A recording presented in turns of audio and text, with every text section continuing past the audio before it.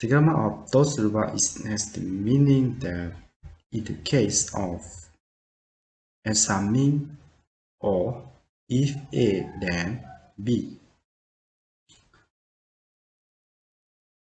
So in Japanese, you can use to Sureba with the verb, the noun, adjective, adjective. But when you use with the verb, you should change the verb to be the causal form, you see here. And when you use the noun, you should, after the noun, you should follow by da, and after followed by to Sureba. And na is just the same as now. After adjective, you should follow by da and then followed by to Sureba. And for adjective, you don't need to change anything. You can use it in that way. And as you see here, after the verb noun and na or adjective, you can use by to Sureba or to shitara or to suruto. It just has the same meaning, so you don't need to be confused. In Japanese, it has many ways to say in the same meaning in English. As you see here, to sureba, to suru, to suruto, to shitara. It just has the same meaning that in the case of or assuming or A and then B, as you see here. So don't be confused when you learn Japanese. So the next we are going to see some example of how to use the grammar of to sureba or to shitara or to suruto. The first example is say 選ぶとすれば僕はこれだな。選ぶとすれば僕はこれだな。Which means that if I were to choose, I would go to this. If I were to choose, I would go with this. Let's see the student example. They say 1日25時間だとしたら何をしますか ?1 日25時間だとしたら何をしますか Which means that if there were 25 hours in a day, what would you do?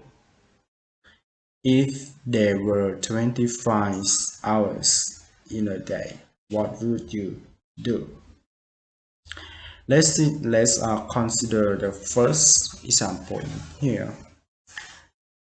The first example in here, they use the verb 選ぶ with the grammar とすれば, right? So when you use the verb can be the causal form. In this case, is in the dictionary form. So no problem for this one. 選ぶとすれば is mean that if I were to choose, right? 僕はこれだな. I will go with this or I will choose this one, something like this. And for the second sentence, they say 1日25時間だとしたら25時間 is mean 25 hours. And is the noun. So after the noun, you should follow by da. And after that, followed by to shitara, something like this.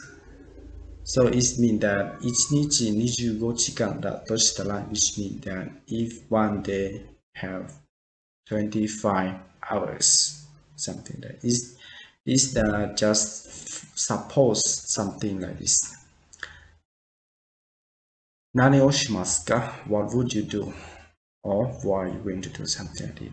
But actually, one day just have only 24 hours, right? But you just make it to be example only, so no problem. You can say 1日25時間だとしたら which means that suppose there is 20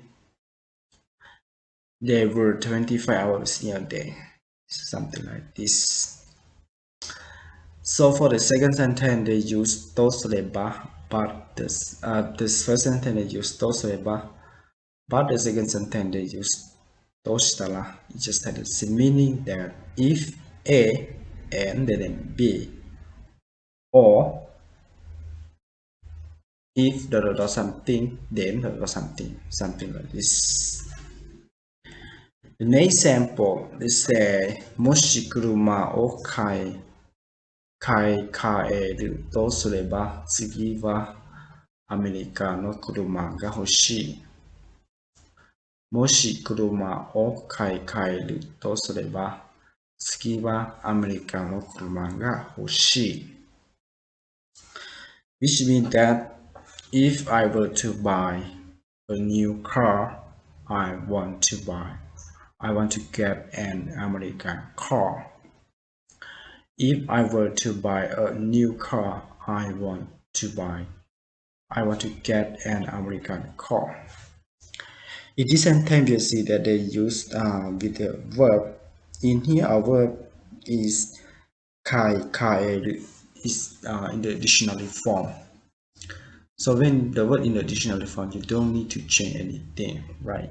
And after it, just followed by とすれば or としたら or とすると. But in this case, they use in the case that use the grammar of とすれば. So that means if like I were to buy a new car, もし車を買い替えるとすれば which means that if I were to buy a new car, 次はアメリカの車が欲しい。I won't want to get an American car. Next example. 電車で行くとしたら時間はどのぐらいかかりますか？電車で行くとしたら時間はどのぐらいかかりますか？ Which means that assuming we go by train, about how much time it take. Assuming we go by train, about how much time will it take. In this sentence, we see that they also use the verb with the grammar としたら. In this case, they use the verb 行く. 行く is mean go, right? Go someplace. And after 行く they follow by としたら, which means that assuming or if, right? 電車で行くとしたら which means that assuming we go by train or if we go by train. Just the same meaning. 時間はどのぐらいかかりますか？ How much the time you cost, right? How much is the time? So in this case, they use